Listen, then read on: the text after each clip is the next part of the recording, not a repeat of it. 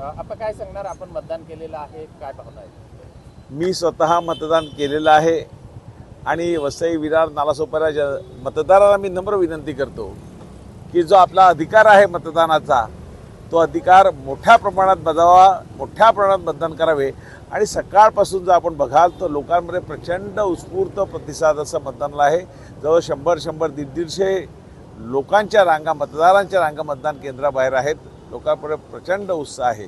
प्रक्रिया सोपी आहे। आपल्याकडे वसई विरारमध्ये पहिल्यांदाच होत असल्यामुळे लोक थोडी कन्फ्यूज होती, पण 4 बटन दाबले की शेवटची बीप मोठी होते आणि मतदान आपलं पूर्ण होते। सकाळपासूनच अनेक ठिकाणी मशीन बंद पडण्याच्या घटना घडत आहेत। अनेक लोकांचे मतदान हे वेगवेगळ्या ठिकाणी आले असल्यामुळे लोक कन्फ्युजन झालेले आहेत। याबाबत आपण काय?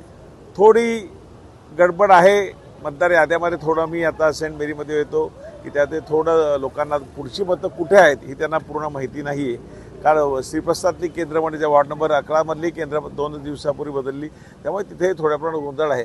पण एवढा मोठा गोंधळ नाही। सगळ्याच ठिकाणी नेहमी ज्या इलेक्शनमध्ये जे असते थोड्याफार प्रमाणात हे होते आणि अधिकारी चांगल्या प्रकारे सहकार्य करतात, मतदान बदल। पण स्पीड थोडा वाढला पाहिजे, यासाठी मी आयुक्तालय आता बोलणार आहे की मतदानाचा स्पीड थोडा वाढला पाहिजे।